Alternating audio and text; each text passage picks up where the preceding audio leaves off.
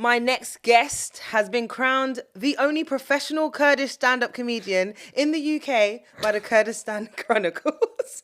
Our paths first crossed over 15 years ago when we were both hosts on the music and comedy circuit. When anyone ever asked me for recommendations for a host, I always recommended this guy, so much so that we ended up hosting shows together. We collabed on some very cringe-worthy YouTube shows and also got rejected by a BBC radio producer together. My bad. I will take the blame for that one. And a Capital Extra one as well. Let's we will talk about it.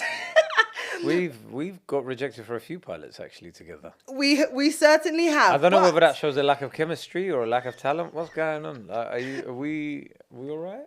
Let me finish, because the moment you turned to comedy full time, I knew you were destined for greatness. Oh, thank you.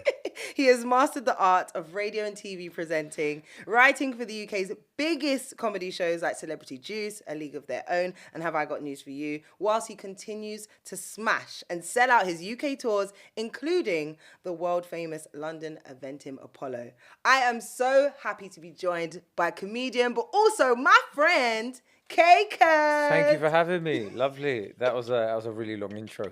I always get so awkward when people do intros about me as well. Like it's like, yeah. Don't worry, it was on me. It was on me. I'm like, ugh. Yeah. But welcome to the Thank mainstream, you. Like, it's Kae. a comfortable sofa. I like what you're doing with the place. It's nice. Yeah. You're welcome. Garden Studios Hive is where it's at. Yeah. Yes. So as I mentioned, we have had time. Yeah. I mean, I look back at that video recently. Which some of the which videos. one? The Urban Roundup one. Yeah, the Urban and it just, I was like, wow. Like, but do you know what I really appreciate about that is like, I was like, wow, like we organized this from scratch with no budget, there was no money. It was just like creativity.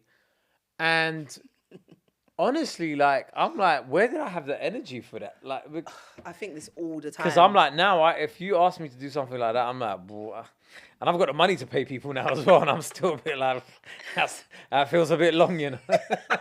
No, I hear you. Like, we had a different hustle mentality, but I think that's what brought us together. Yes. Because we kept on bumping into each other at shows, and then, like I said, people would ask, "Oh, who's hot right now? Who should I be getting to host? Or if we need a co-host for you?" Yeah, I say, Kae Kurd, man. Yeah.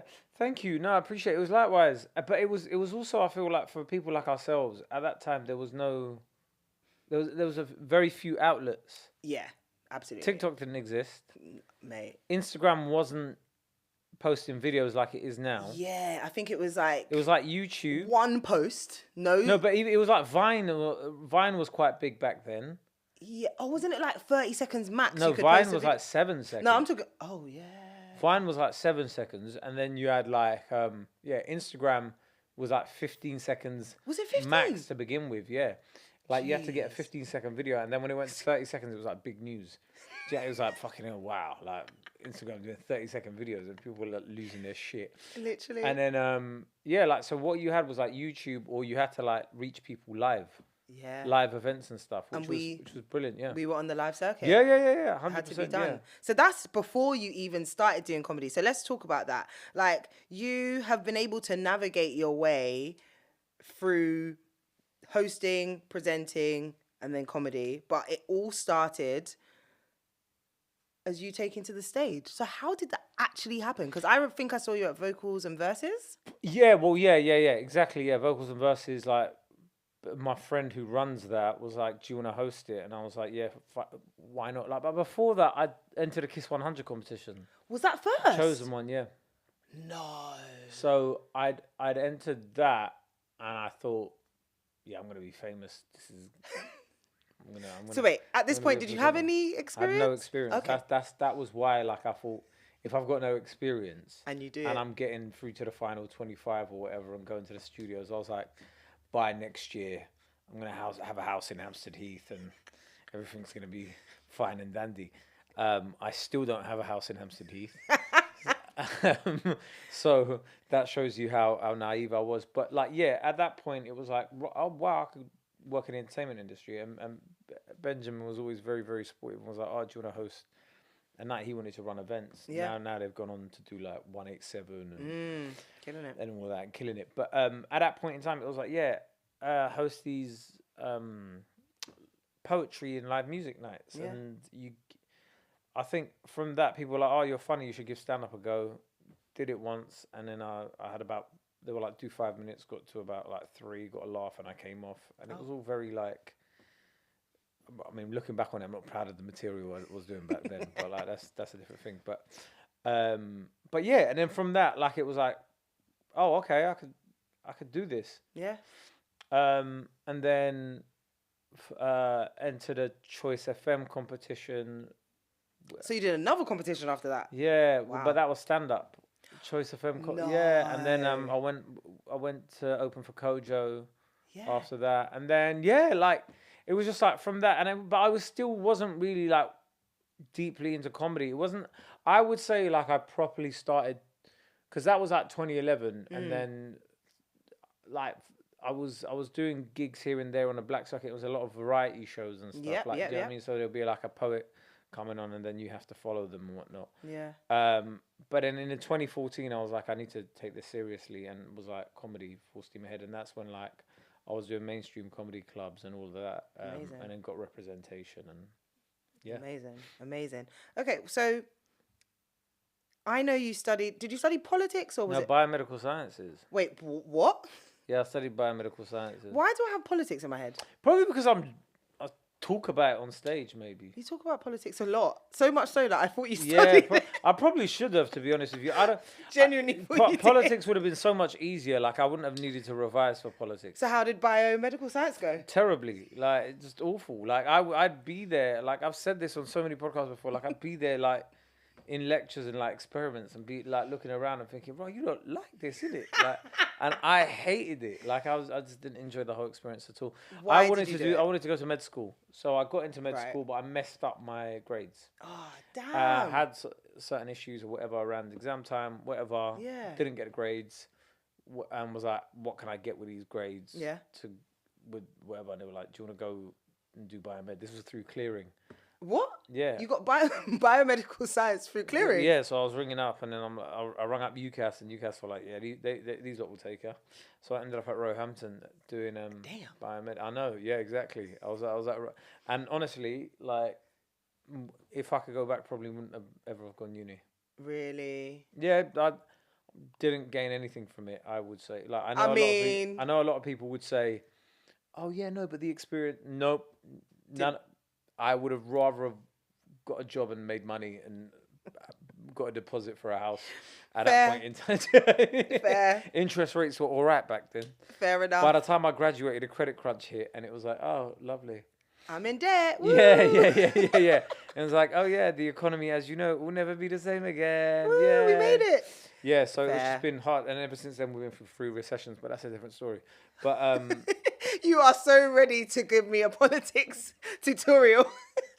It's not even about politics. It's just more so like life, innit? Yeah, what we've had to deal with. But then through that, it's just been like throughout that time now, it's just been like sort of navigating the entertainment space and what we have to deal with now. Yeah, absolutely. Well, I feel like you made a really good shot of shooting your shot.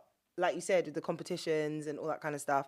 Yeah. And I know you interned at BBC Radio 1 Extra. Yeah. Why and how did that come about? They had this scheme at the time, and I think I was the first. Like, so you had to apply for it, and they asked you to do like a presentation. Oh. And then like, if they appreciated it, you went in, and then you had to present something to them, as in like a body of work. Yeah. To them, and then I think I was the first person they saw that day, and they were like really impressed with it, and I think from that they got us in. But it was like it only ran for about 2 months, but like that you done a lot within that 2 months. Like I remember like first week it was just like a lot of the training stuff that you do, like it's like, oh yeah, impartiality, this, that, the other, and all that, all the BBC training and whatnot. Week after it was like, all right, you're on early breakfast, and you have to make a trail. What? For this, like, here's how you use the phones, record them, blah, blah, blah, and then this is the software, put it in, here's all the jingles you need. And that's a real producer role. I know, it was like that first week was training, you learn how to use the software and stuff. Next week it was like, do it, bro. Like, but I kind of like that. I like being like thrown in at the deep end. Fair. I don't like, because I'm just like you learn more doing it that way. Rather, you could do theory as much as you like, but once you like throw me in at deep end, I know what I'm doing. But yeah, it was literally like that. And then they gave us the opportunity to like come up with our own show idea. You had to do a research proposal during that period as well. And it was great fun. It was like lovely to see how the inner workings of it go, and it also gave you a bit of a producer's head. I think Definitely. that's something where both of us have probably had even before we started like being on screen. It was like knowing how to create things from scratch, and Definitely. but that helped enhance it. And at that point, I sort of realized I didn't want to be behind the scenes. Okay. I think there because I could have like possibly applied for a job there and like that's usually being what an happens there. Yeah, AP or something like that. And I was just like, no, I don't want to be doing. I don't want to be like, yeah, organizing like no disrespect to anybody that was there, but like any of the other presenter shows and stuff. Yeah. Like You want to be the presenter? yeah, I was like, and at that point in time, radio was still really big. I feel like it was still. I remember while I was an intern there, like they had a comic relief show going on Radio 1, and it was like Kate Moss was in the studio. Oh, and, wow. Do you know what I mean? This is all like pre-COVID era as well, so you're talking like 2012 or whatever. These are A-listers. Yeah, so it was like A-list people coming to the studio, and like, I don't know if you've been to the BBC studios, right? Nowadays it's very quiet and empty, but back then it was heaving. Like it was like there wasn't a spare desk on the 8th floor, and that was only Radio 1 and 1 Extra and Asian Network, and it was like and the Newsbeat team, and it was like every desk was full, everybody was there. You'd go, the lifts would take so long. I remember those days. Yeah, the lift would take so long to come. Nowadays you press the lift's there when you go into the BBC. You're like, what's going on? Like, but it was packed, like, and it was like it was such a bustling place. That's what I'm saying. I saw like Mark Wahlberg come in. What? I saw. I'm just trying to think of like.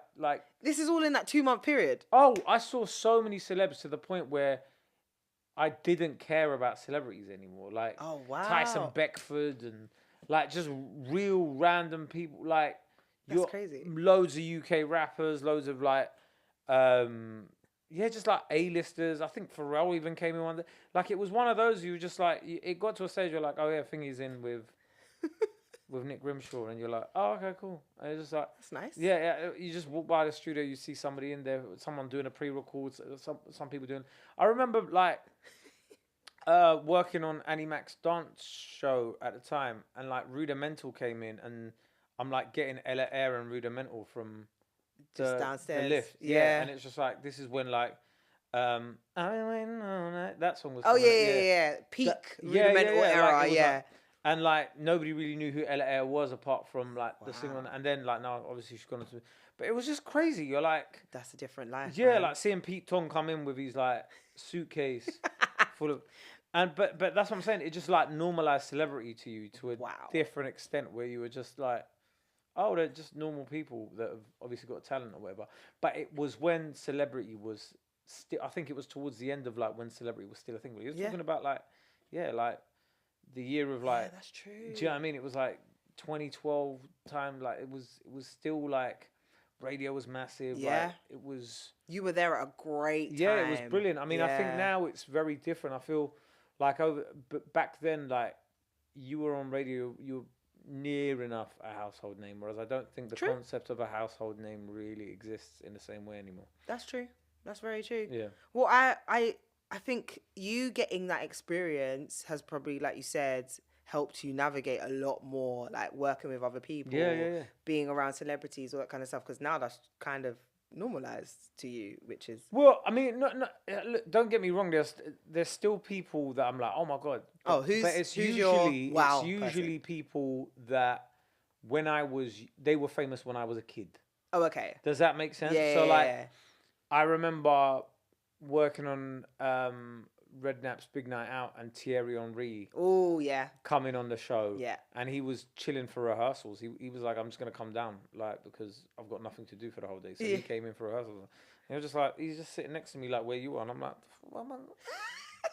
I'm chilling with Thierry Henry, bro. Like, and it was that kind of thing, like, where people that you remember what footballers particularly. True. When I was younger. Yeah, Ian Wright's still a massive deal to everyone. Yeah, exactly, exactly. Yeah, but I feel like people that are now like got famous like as in afterwards. Yeah. The thing is, like, the funniest thing is, for example, like this is absolutely hilarious when you think about it now. During that internship, Daniel Kaluuya and Jason Lewis. So Daniel Kaluuya, who was in Get Out and Black Panther and all that, he was doing a radio sitcom for One Extra, and I was just helping out with the behind the scenes and stuff like that. So it was, but you're looking at like the people that were there that were doing stuff it was immense. But yeah, like I don't really get gas when I see like someone that's famous now. Like if I saw like Sabrina Carpenter or like, what you wouldn't. Not Sabrina. No, it's not like I'd be like, oh, but I guess she's not our generation. But that's what I'm saying. Like, okay, I get you. I'm like, ah, cool. You didn't sit and watch her every day. But if I was a kid, I don't know, like, I'm trying to think about who. Keenan and Kel. Yeah, to an extent, but like even. Nah, I met Keenan. It was more like it's more yeah. But it's more like people like that I was watching when I was younger. Like My Wife and Kids and Fresh Prince. Oh, and that if sort I of met stuff, freaking the Wayans, I would lose it. Yeah, exactly. Exactly. I get you. I get you. But if I saw like, I don't know, a YouTuber or something, it's just a bit. I hear you. I hear you. Okay, so you actually made the transition that you had hoped for, and you started presenting on BBC Asia Network. Oh, I only ever did cover shows. I mean, still only ever doing cover shows is a big deal. I covered for people, You were the presenter. So how did that happen? They wanted me to cover for a few slots, and I was like, yeah, why not? Did it, and they just kept asking me back for more, but never really materialized into anything permanent. But it was great fun. It was great fun. Yeah, it was great fun, but I don't think it was necessarily. I think the one thing I think there was a producer told me once, like, it was just obviously due to my ethnicity, I'm not Asian enough for Asian Network, I'm not black enough for One Extra, and I'm not white enough for Radio 1. I feel like you've told me this before, and that's so frustrating. Yeah, but I got it. Like, do you know what I mean? It's like if for example there's like a show going on One Extra, your remit is to play black music to promote black culture, right? And if there's a black person there and there's somebody of another ethnicity there, you're more inclined to pick the black person, and that's absolutely fine and that's natural. And I get that. Do you know what I mean? So it's not like I was like, oh my God, what, shaking fists or whatever. Yeah. When you understand it would be a different thing if it was to say it's because of your talent. Yeah. I know, but that's still so unfair, because just because you're not Asian doesn't mean you can't not like Asian music. Just because you're not black doesn't mean you can't like black music and appreciate it. Yeah, you grew up on it. I know you're a hip hop head. Yeah, exactly. But I also understand corporations and the remits that they have and the amount of people that they have to keep happy and the optics of things and whatever.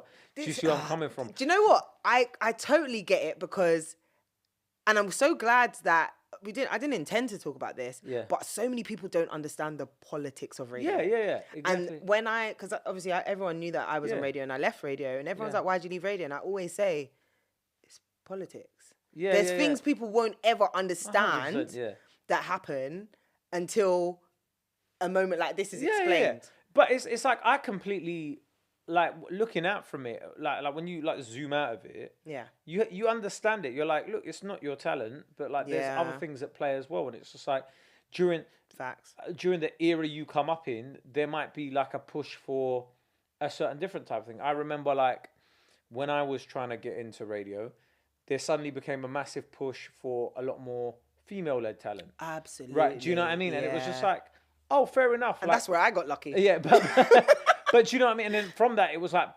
female talent and whatever. And it's like, then after a while, they go, okay, can we get anybody that's LGBTQ and that these sorts of things that come into it is like, and I got it. I was like, all right, so like I see that's the way it's going. Like I'm not gonna do well. And even when you look at like other commercial radio stations, the only reason like BBC sort of appealed to me was because you could show your personality. Yeah. When it gets to a lot of commercial radio, you can't really show a lot of your personality. It's more like, Hello, I'm Kay, and that was Calvin Harris. Oh my God, what a tune that is. Shout out to Alex on his way to Bournemouth Beach on such a sunny day. We're going to get into our next one by Emily Sandé. and that's it. Like, That was so good. But you see what I'm saying? That was... It's a 15-second link. Exactly. And it was like, do I really want to be doing that? And I know for a lot of people... They'll be like, "Oh my God, are you mad?" That's like, the dream. Yeah. But I was just like that. I don't find that edifying. I know, like, through doing community radio, I sort of got that. I was like, I don't want to do that because, like, it's all very well and good. You're like, yeah, you're on the station and whatever. But I know that novelty can wear off very quickly. And when you're in a room by yourself with no producer and you're just driving a desk, it just and like. It's long. Yeah, it does. It becomes you're there for 3 hours by yourself with nobody to chat to, and you're going, "Hey guys, yeah, shout out the text lines, it's 81236 or whatever it is," and then it's just like you have to come up with these, like, at times bullshit subjects that you don't really give a shit about, right? Should we? Is it a Solera or a Magnum we're going for today? Do not give a damn, bro. Like, I could not give a shit.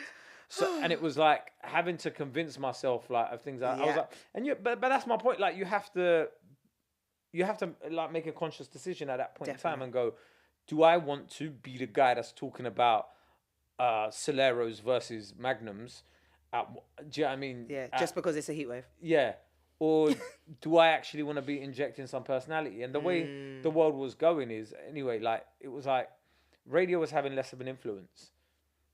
And it didn't. I guess I would have been a lot more pissed off about it. Yeah. If radio was still the big thing that it once was. I hear that. Whereas, because its influence was declining anyway. Yeah. I was a bit like, yeah, whatever. Yeah. Like, it is what it is. But wow. I think the one thing I do, and I loved radio. Don't get me wrong. And I know. Yeah, I love radio, but I think radio was fun when it was able to platform talent. Yeah. It was a place you went to find new music. It was a place you went to find new personalities. There was jokes, there was banter, there was loads of other things like that. There was a communal sense to it when you were listening to something, and people were like, "Oh my God, are you locked into this?"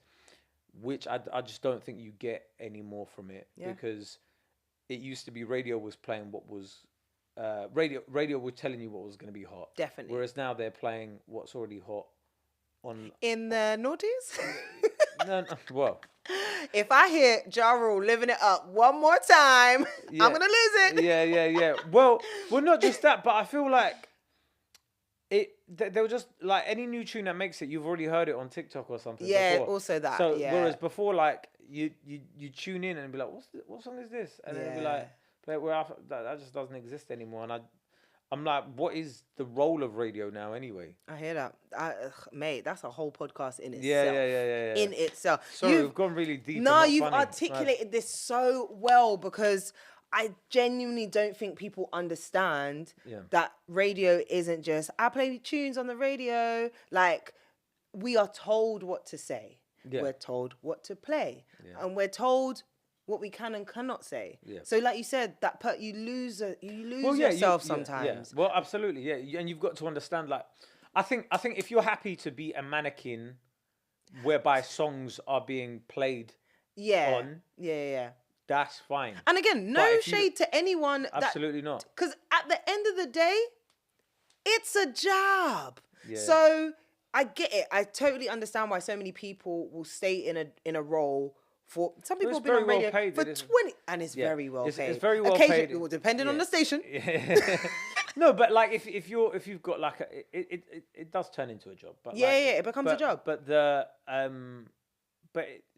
look, it can be very well paid, and it's like whatever. But if you're happy doing that, you're happy doing that. But definitely, like, I'm saying for me personally, absolutely, I didn't like the idea of like just being like at the don't say this, you can't mention that because of advertisers, or this is sponsored. But you can't, like, for example, go, you can't one day wake up and go, I've got terrible phone signal, man. Like, you can't cuss them out. You can't cuss them out on radio. They'll be like, oh no, well, we've got like the breakfast show sponsored by 3 this month, like, so you can't trash. And you're like, oh, okay, cool. And then, do you know what I mean? You just gotta be like, okay, toe the party line or whatever it is. So.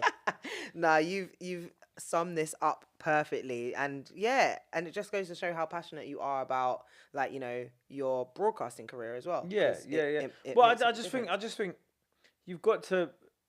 I think now more than ever, authenticity sells a lot more than anything else. Yeah. So being authentically yourself does a lot more for you than being polished. Ironically, Ooh, I like that.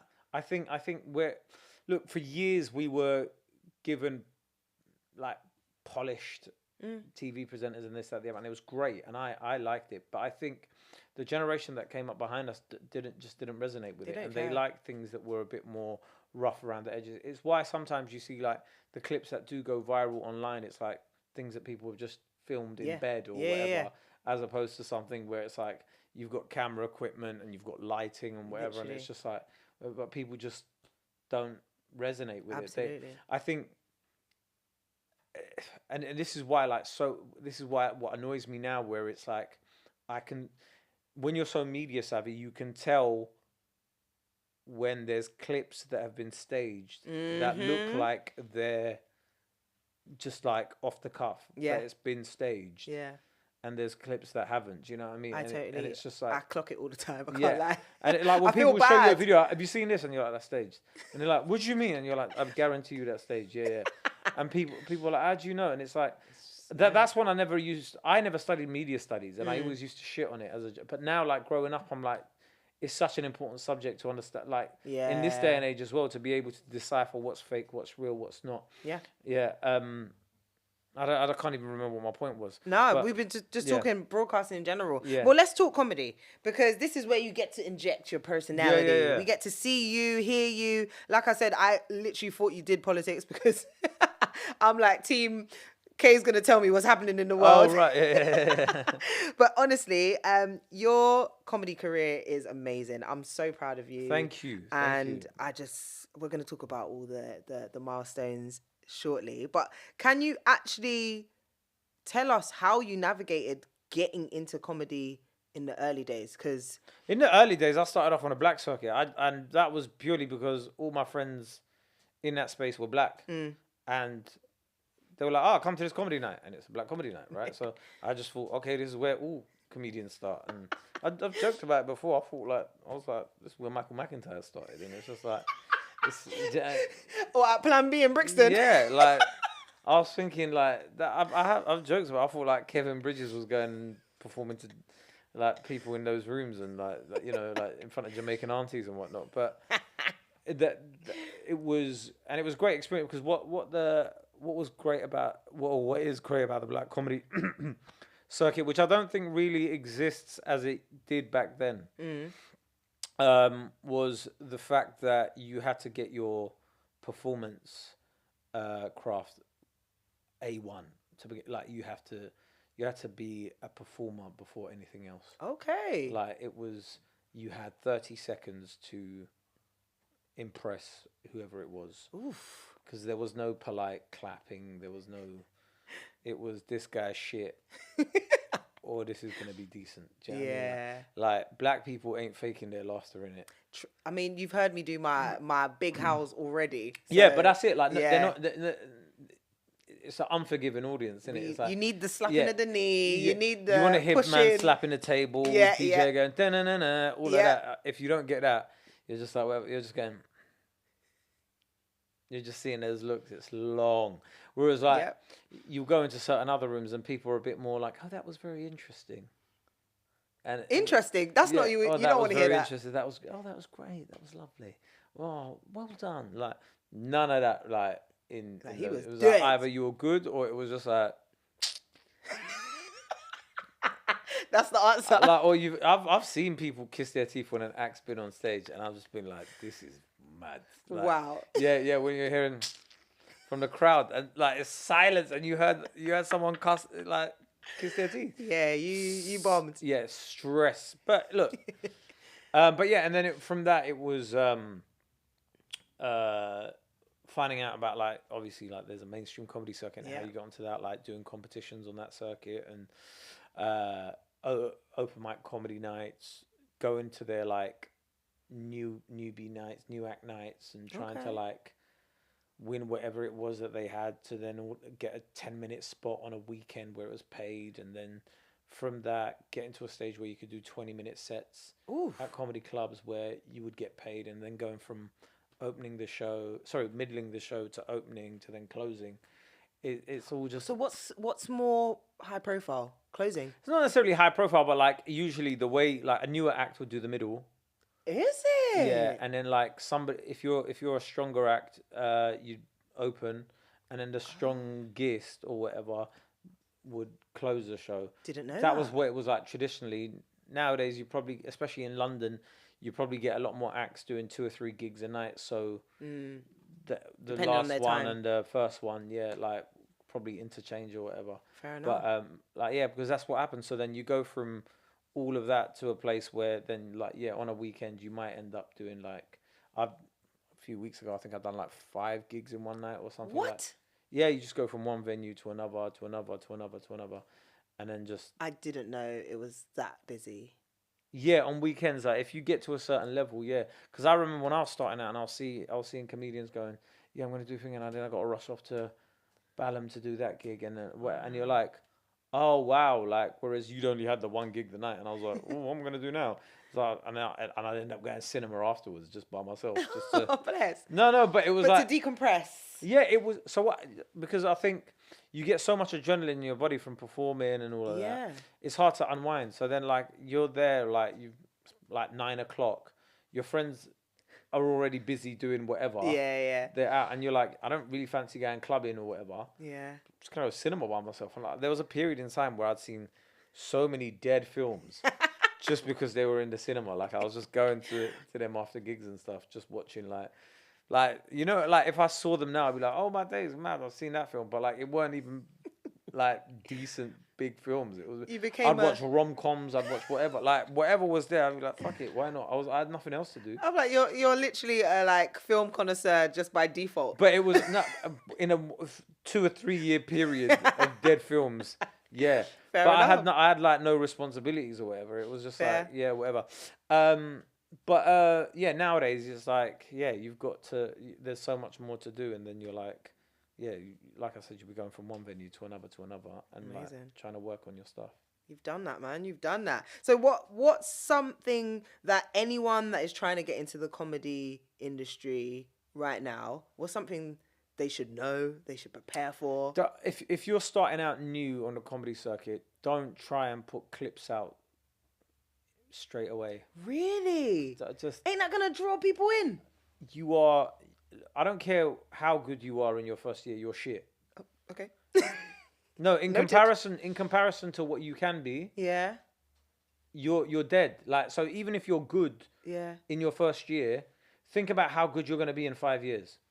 Right? Yeah, I get that, yeah. And you can be seen too early, but you can't be seen too late. Oh. So okay, message. So if I like this is the thing, like people go, oh, I'm doing comedy, let me start putting out clips on my stand. It's like you don't even know what you're doing yet. Now, that depends on another thing though. If you're somebody that's funny that does funny videos, yeah.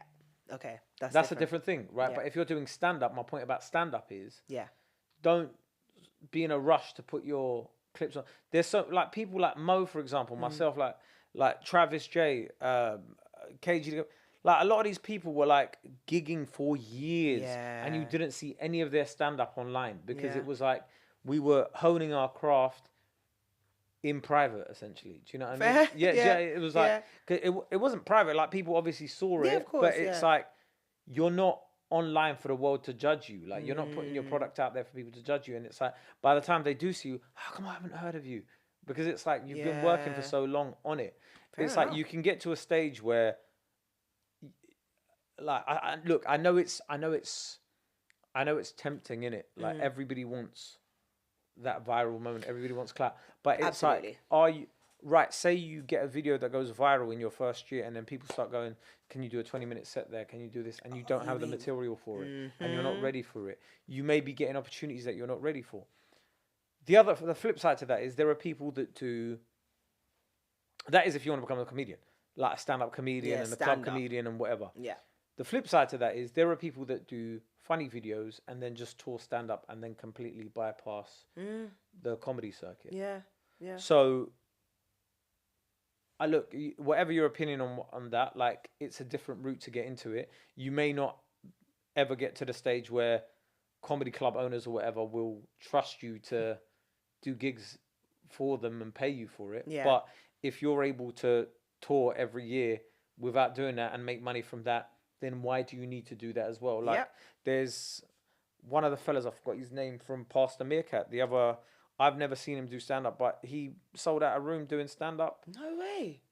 I think he's doing a stand up session. I saw it on their page. Like, and big up to him. That's a different route into it. And it's like, if that was your passion or whatever, and you want to do it like that, fair enough. Like, there's no right or wrong way to get into this.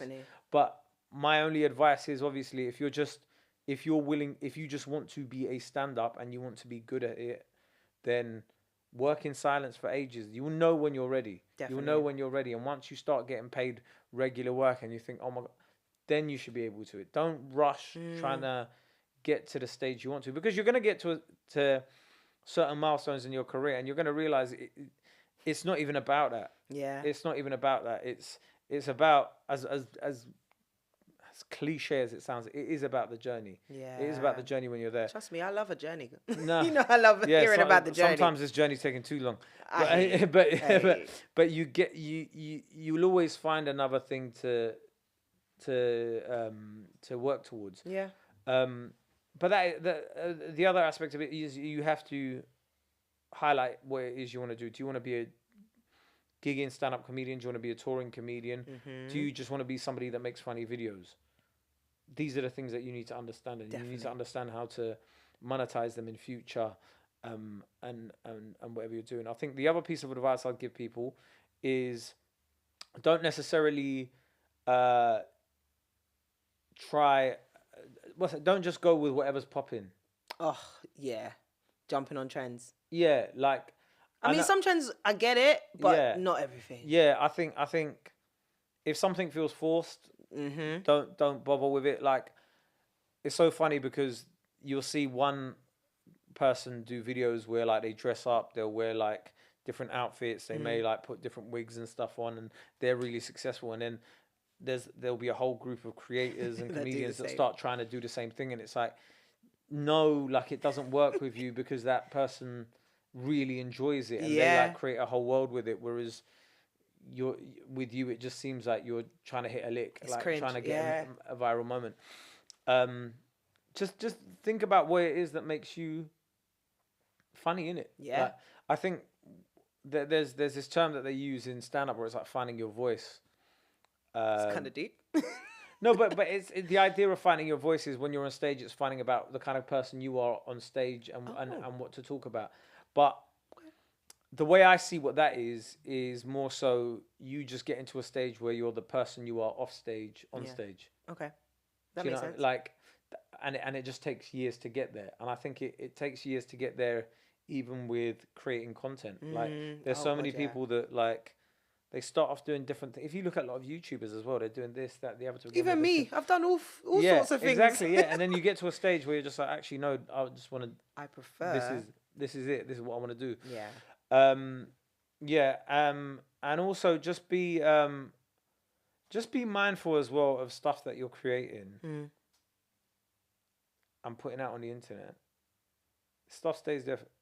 Oof, yeah. There's things that can bite you in the arse later on. Definitely. Do you know what I mean? So just be careful of certain things like that. You see all the time people getting like cancelled over tweets and stuff like that, and like you've got to don't just try and be edgy for the sake of being edgy. Like, you have to believe in what you're saying. Like, shock value and all of that sort of stuff. Yeah, fair enough. Wow, it might get you a few clicks, but later on down the line, like it might hurt you. So just be wary of that. If that's the kind of act or creator you want to be, fair enough. But if you don't, like, just be wary of it. Like, you might do or say certain things that 5-6 years down the line, a brand may want to work with you, a TV channel might want to work with you, and somebody goes, actually, have you Retweet. seen this? Yeah, and then it makes your whole world come crashing down. That's not to say don't be bold and don't be brave in the stuff that you make, but be mindful of the parameters. Yeah. We ain't even asked for the top tips, and you giving me top tips. Cool. that was so good, because everyone's not trying to be like comedy stars now, but I feel like there is people think being funny is gonna be a easy ticket into the industry, and sometimes it ain't it. Well, I think it is. Look, wherever you go, people start telling you what are your numbers. This is the reality of it, right? And people gas up numbers all the time, and I hate it. I hate the fact where like, oh, so and so got this job, because like I personally cannot stand when I see influencers on red carpets, like, and this is, I might get whatever, I might offend a few people, but it's like there's some poor sound guy that was working on that film for 30 days and hasn't got an invite to the red carpet, but true. some random person that did a reality TV show has got an invite. It's like, come with me to whatever. But the game is the game, right?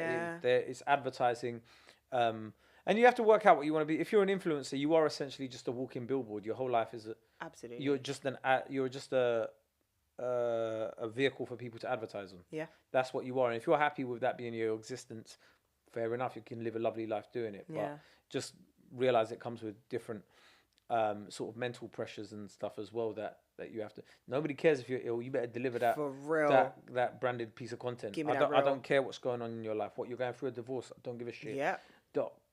Miscarriage, that's your problem. Yeah, imagine. But it's that real. Like, do you know what I mean? Like it's due. The content's due, kind of thing. Like, and this is the thing that people. The reality of it that people don't really understand. It's not me being bad mind or whatever, but I'm just telling you, like, there is people look at like the industry and like content creation, all this is like this rosy little industry, but like there'll be days where you don't fancy creating content, but you're going to have to. Yeah. And if that's the road you go down. Now back to the numbers thing, I think the way social media is going anyway, I think we're going to see followers matter less and less anyway. You think? In terms of what it does for your reach. Okay. Tell me more. I personally think like you'll see so many acts with like millions of followers, but like the likes and things ain't. Oh yeah, 100%. Yeah. On TikTok or whatever, because the algorithms are constantly changing, and it doesn't always show your stuff to your followers. So after what, I would not be surprised in the next 5 to 10 years if they just got rid of follow accounts on a lot of social media platforms, and then it would, because the goal of these social media platforms is for them to get you to stay on it for as long as possible. Oh yeah. Right. So how do I do that? By getting a lot more people to create content, by getting people to engage with that content. Yeah. So if I give people viral moments randomly all the time, more and more people think I can get that. Yeah. And it becomes addictive and it becomes a drug. So if you start taking away follow accounts, people are just going to be chasing views. True. Right. Yeah. And it's just like the more and more people, and that's personally where I see it going. Right. I because even now, like I've started to notice it on TikTok where people are like, oh, don't just follow me. Please comment. That's how you'll see my videos. Because if you follow me, it won't necessarily show you my videos. Yeah. Which is so real because I follow people on TikTok or Instagram and I don't see their content until I couldn't tell you who I actually follow on TikTok. There you go. But I see stuff. Exactly. And that's what I'm saying. Does it even matter who you follow on TikTok? Yeah, it's true. Because it's showing you stuff all the time. It's like, this is what you like. This is what your... Majority isn't the people I follow. Well, there you go. So then why does it matter if... Why does your following count matter? Okay.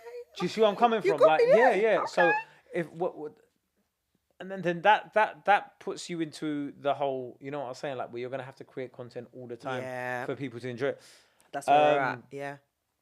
But in terms of like creating content and all of that sort of stuff, I say don't necessarily focus on numbers and views and stuff. Obviously, like they're important to an extent, but focus on building a community and serving a certain community. Definitely. I think that is a much more viable goal than to just be like, I want 1 million followers. Yeah. Right? It's because there's people that have 1 million followers but can't sell tickets, or they can't sell it out. Focus on having real like engagement with a certain amount of people. Like, you could probably make a lot more money that way, and you can probably be a lot more, you can be a master of your destiny a lot more that way. Yeah. So even if you're somebody that's got like 20,000 followers, but let's say 2,000 of them give you 100 quid every year. Yeah. Yeah, you're good. Do you know what I mean? It's Good. Yeah, it's a decent income, and Yeah. people like look at numbers like 2,000 or 200 like it's nothing. But 2,000 people is a lot of people. yeah, but that's my point. Like, Yeah. but people don't see it that way, right? Absolutely. If like 2,000 people are watching your video, and 50% of those will buy whatever it is that Yeah. you're selling or whatever it is, You did well. that you're doing well. That's a Yeah. good focus. A lot more on that conversion rate. And I know it's hard because of algorithms, this, that, the other, but that's more where your focus should be. Like, Yeah. you don't need that many fans in the grand scheme of things. That's true. In order to be successful. Like, and it depends what your success is, but if you want to make, you could quite possibly make 6 figures a year only having 10,000, 20,000 followers if they're engaged. true. Do you know what I mean? Like, Yeah. you don't need to be like, oh, I've got 500,000 followers and this, that, the other. Well, and that's where I think people should focus, and also make sure you have either your own product or your own service that you're providing for people. Because if you're just going to rely on Tell views and brand partnerships and this, that, the other, it is feast or famine. You can have a year where you're hot to all of these Yeah. brands. Next year, no one gives a shit. So true. Like, you've got to be very, thick-skinned. So true. So true. Well, I think you are proof of that, because in 2019, you decided, I'm going to drop my own Yeah. YouTube special, and we were introduced to Curd Your Enthusiasm. Yeah. This did very well. Yeah. 200,000 viewers, and it continues to grow because it's yours, original content. So why did you want to do this for yourself? Yeah. And also, did you ever consider pitching it to the Netflixes or the So I'll tell Primes? you what happened. Like, that January, I had a chat with the management, and I was like, why am I not getting on these TV channels? And I was like, why am I not getting on this, and this? And they were like, well, they all say you're not ready. And I Damn. was thinking, that's mad, because like, there's acts that have been going less than me that Yeah. they've just literally put on there, and every week when I go into a comedy club, people are like, you are my favorite or Wow. whatever.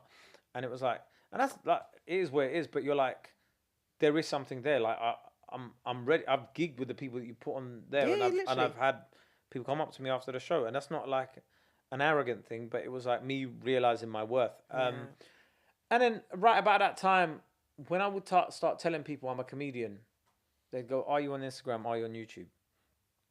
And I'd be like, oh, no, I don't have anything on either of those. Oh, sorry. Like, but this is like, No, you don't even use Instagram like that. no, it wasn't like I'd post anything Okay.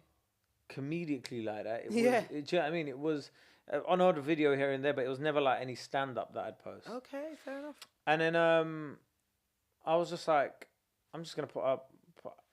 If they like, I always just thought, cool. Like, as long as I know where I stand with TV, brilliant. Like, if Yeah. you don't like me, I'll find people that do. So we filmed a special, got a budget made up, and I was like, yeah, fine, whatever. Put tickets out. People came, sold it out, whatever, cool. And then it was put it out, and then a month later, Live at the Apollo were like, do you want to? Wow. And I was like, What? And I was like, all right. So in the space of 7 months, we've gone from you're not ready to do you want to do it. So, but it's, do you know what I mean? It's like if you hadn't have done that, yeah, fuck, who knows where I'd be? But it's like Crazy. You have to show like the demands there for you. Do you know what I mean? And it was like, absolutely. I'm not gonna say I was but I was one of the first out of my peers and that sort of group of comedians that were coming up and to put it out there first. Nowadays, everybody puts out a YouTube special now, but like no, but it's a good thing. Like, But I think that was after the pandemic, though. People realized the value of online.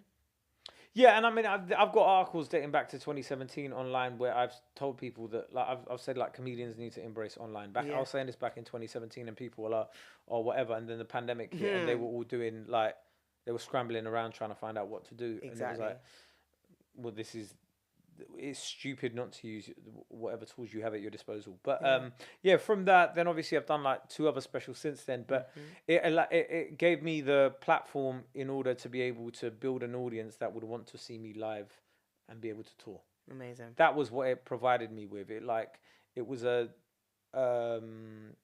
stepping stone or a lynch pad to jump off of in order to jump off of and get the opportunities that I needed to. Yeah. But this there's no end point in this. Absolutely. It's just part of the game. Yeah, you just got to continue going and going. I think keep creating. It's a very hard time to be an artist, a comedian, or whatever. In this period, because I don't know how to put this, but all right, there's less money available through the old TV standards routes, or like whatever, like even like, for example, musicians. Oh yeah, like true. there's literally no money left in actual physical sales and stuff like that. True. It just doesn't happen. So you have to be a lot more and plus people will consume a piece of art now and then they're like, when's the next thing out? Brother, you haven't even finished it. You've not even finished listening to this album yet. You've not even finished. It's like what I saw when Top Boy came out, and within like a day, somebody had approached Kano and gone, "Oh my god, man, just watch the whole thing. It was amazing." He's like, "Are you? How did you do that?" He's like, "We've been spending months filming that, and you just watched it in a day, like." But it's unhealthy. I don't think. But that's what you're dealing with. Like, even if you release an hour of material or you release an album, people are like, "When's the next thing?" Yeah. What next? What next? Yeah. What next? Exhausting. What next? What? It is exhausting. That's what I'm saying. So it's like there's a lot more pressure for artists now to create a lot more than there used to be. Yeah.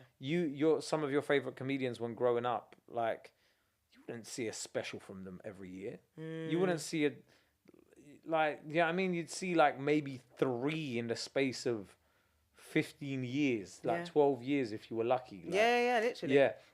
But now it's like, I want to see what's going on. I want to see what's going on. I feel like we watch things once. Because back, Eddie Murphy Raw would bang that. People would rewatch it. Like, watch it even over music. You would replay things. So, like, you look at something like Lauryn Hill's album. Yeah. People still bang that. But like, absolutely. Tell me an artist from last year's music that you've been... Couldn't tell you. Since I left radio, couldn't tell you what's out. I listened to the same 100 songs. That is it. I've got to that stage. Like, there might be a song that might make it every now and again, like that I'll hear. But a new one. Ooh. Like, when you look at like my replay, yeah, it's been the same since 2015, bro. There'll be like 4 or 5 songs that make a difference, but like, do you remember? All of that sort of stuff just sticks its way back in there. The golden oldies. Yeah, I know. Yeah, that you get to a certain age where it's like, I don't know about this, man. I hear that. Well, I think again, your hustle is what you got here, is how you got here, and the fact that you went from doing your own special to doing live at the Apollo is huge. Are there kind of benchmark shows for comedians that they need to be on? No, not anymore. Is it? I don't think so. Oh. What do you watch? I mean... Do you watch TV? You don't? I do watch TV. What do you watch on TV? I've actually just finished watching... No, I'm a drama girl now that I think about it. Because I'm watching all the kind of... What's the last... I'm obviously watching The Last of Us. Just finished watching I'm a Celeb. Not I'm a Celeb. Celebrity Brother. Yeah. I'm very much... Unless it's reality TV, a lot of people don't watch anything. Yeah, that's true. Reality TV or like series. No, my husband watches all those kind of like You and Dave shows. Yeah, cool, but it's like that's... they're brilliant, but they don't get the viewers that they can make or break your career. But then, like it used to. But then Live at the Apollo is still a big deal. Yeah, of course, but it's not a kingmaker it once was. So comedian. I guarantee you, I would probably get more interest if I was on I was on a video with KSI. What is that? What it's come to? I mean, well, I love KSI, but also Yeah, no, but there's like, no show that you're like my top list this year. I don't think there's nothing left. There's no panel shows left on TV. Oh, true. Mock the Week doesn't exist anymore. Oh my gosh, you're right. Yeah, there's nothing there's no panel shows that exist anymore. The only show that is probably left for stand-ups that do stand up alone is Live at the Apollo. Apart from that, like when you're talking about unless you're on a reality TV show or like, there's not really anything left. Like Fair you've got enough. Have I Got News for You if you want to do that, or bits and bobs, but there's nothing that's so widespread that everybody watches. Like That's such a shame. And to put things into context for you, I've done so many things on TV. I've done this, that, the other. I mean, your The most amount of tweets I ever got was being a guest on Love Island After Sun. Are you serious? I'm being deadly serious. Oh wow. Because that's where, like, oh my God, I saw you on After Sun. That and being on I'm Just Bait Instagram page No. were the 2 times people like messaged me. I saw you. Yeah. I remember going into work one day when I'm Just Bait had posted something and people at work going, oh my God, I saw you on I'm Just Bait. Oh, is this like retail days? Yeah. And I was like, what? Wow. Like, yeah, it was like, I did, like, you know, it's like, I did a TV show the other day and nobody mentioned it, but like, That's crazy. you saw me on I'm Just Bait and you're like, wow, like, that's great. Yeah, wow, indeed. People messaging you going, congratulations and whatever, and you're like, I've just been reposted, bro. Like, yeah, it's not a congratulation. I mean, fair enough, like, whatever. I mean, yeah, it's great eyes. Yeah, but like I said, I guess you're right. There's nothing that's gonna be like, this is the one that's gonna make it.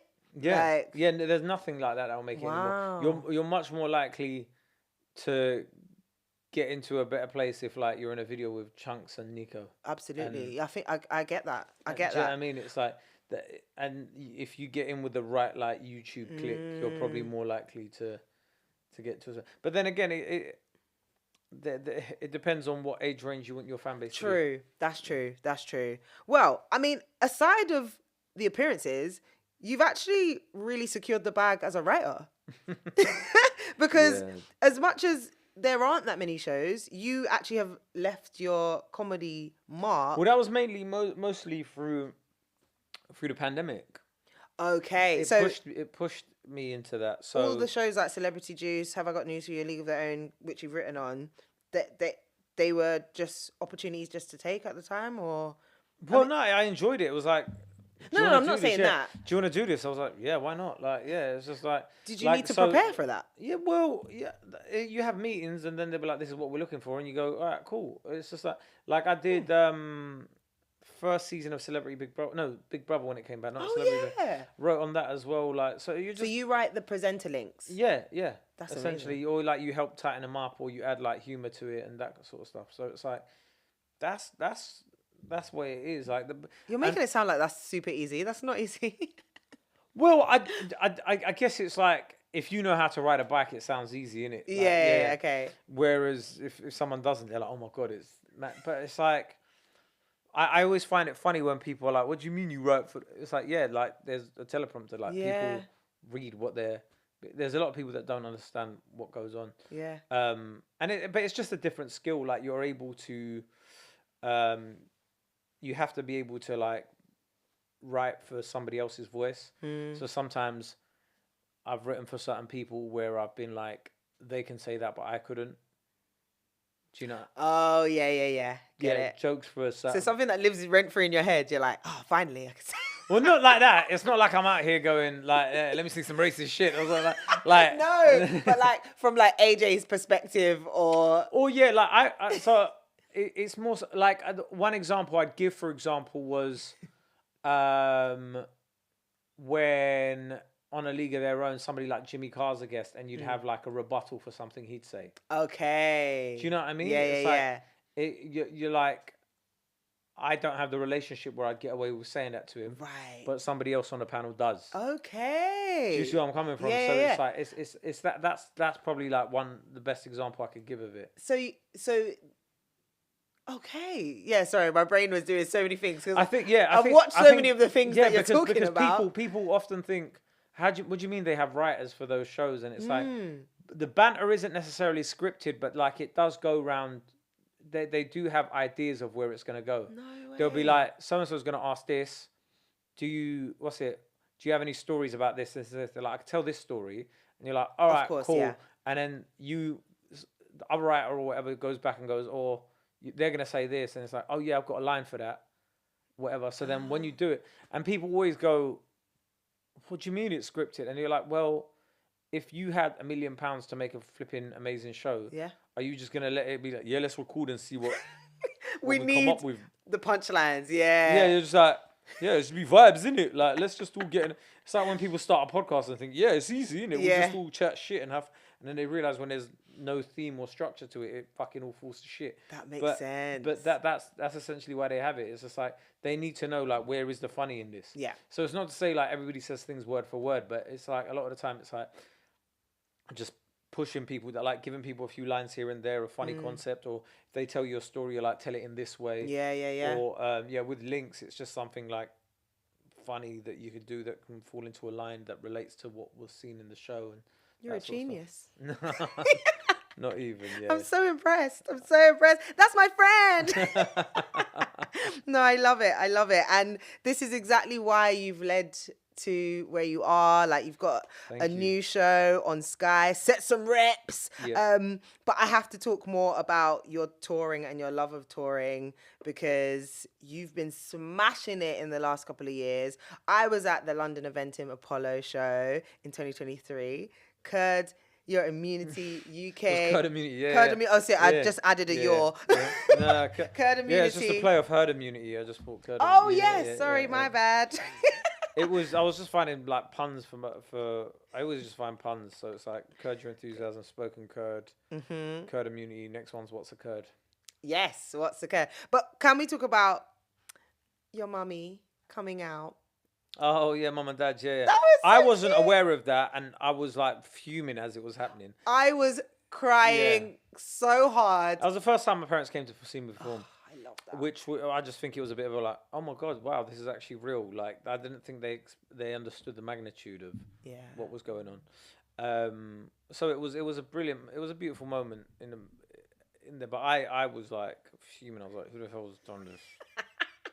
I'm glad it happened because you deserve that moment. Oh, thank you. And of course, they deserve that moment to see their little boy sell out. Yeah, Apollo. It was fun. It was one of those things where like I was looking at the list of names of people who've played that venue, and I when I was looking at all of those people, they have like TV shows regularly or regular TV names, and it was like I wasn't a regular TV name, so for me to be able to play that venue was great in itself. I haven't been on.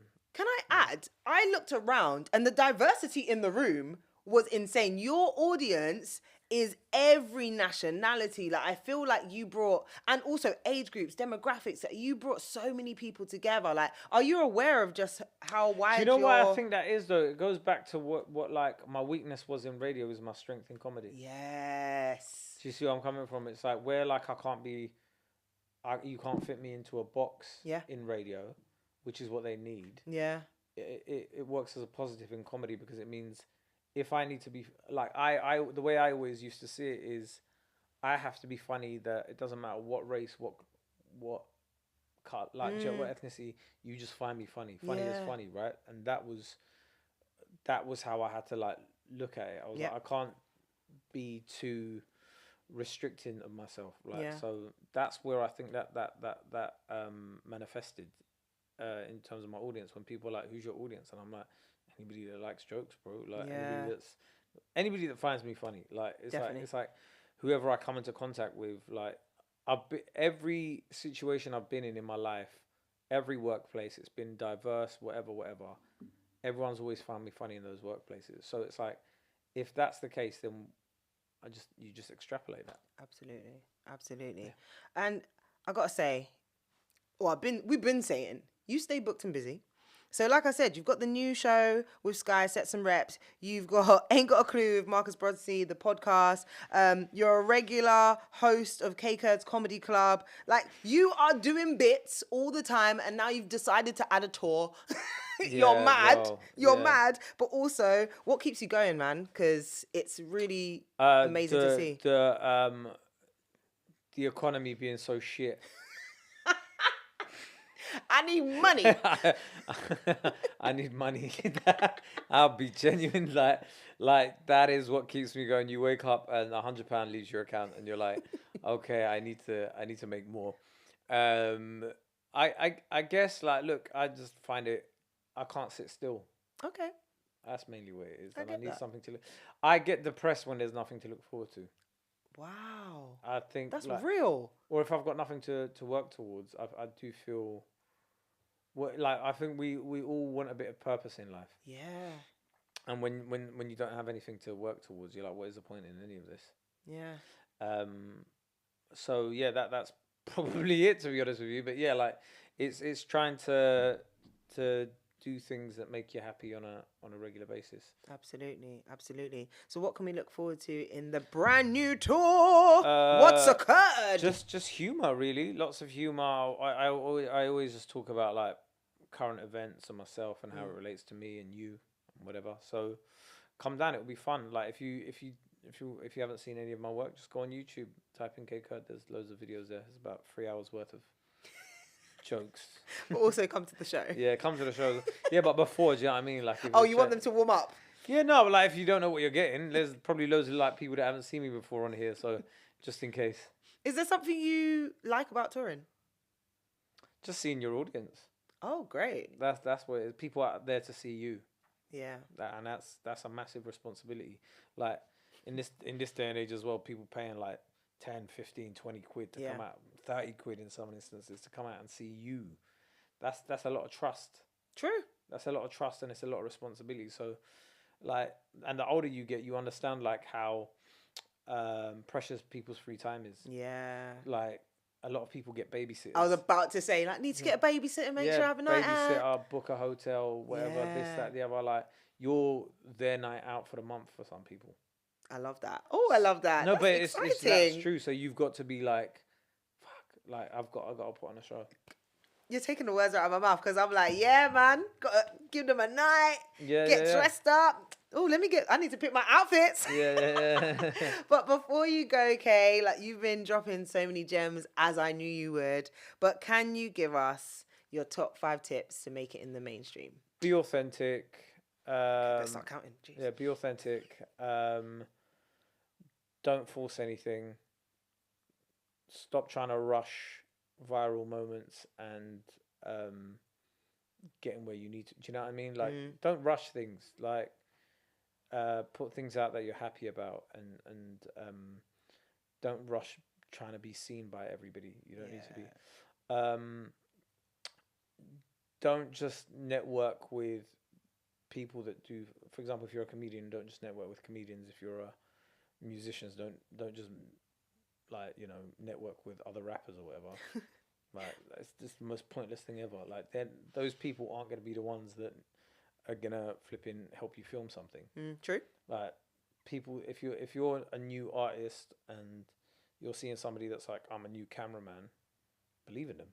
Like, why should they believe in you? It's the same thing. Do you know what I mean? Like network with people that are at the same level of you in their spaces and careers. I mean, we came up with people like Sebastian Teal, and look at where Sebastian is now. And for example, do you know what I mean? There's countless other names where it's like we know them as like, hey Seb, you're right. Whereas like the guy that directed Supercell. Do you know what I mean? That's my mate. Like. Yeah. It's like people are on their journey as well. So like, you're trying to meet Spielberg. It don't matter. Meet the next Spielberg. True. That's how I always see it. And be nice to people all the time. Just be nice to people, That's man. a big one. Look, like, and I know it's cliche, but like, nobody owes you anything. Like, you're not owed success, right?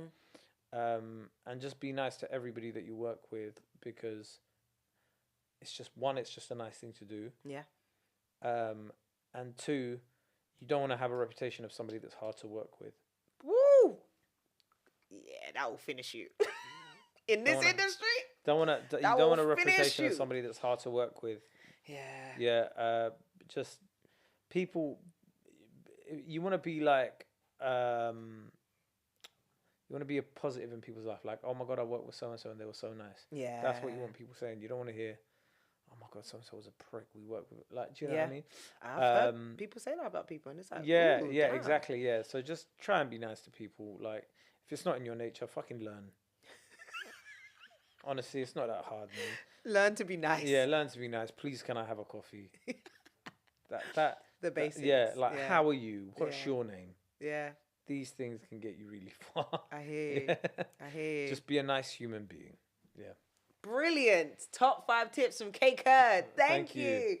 It's been so good speaking with you. We haven't actually caught up in ages, to be fair, so this was nice. But appreciate you. I appreciate you. So please, plug. Let them know where they can follow you. Kae Kurd on all platforms. Kae Kurd. Just go check me out wherever you go. I'm there, man. And the tour? It starts in September. kaekurd.com for tickets. Ooh, official, darling. Very official. Well, thank you so much for joining me. Thank you for having me.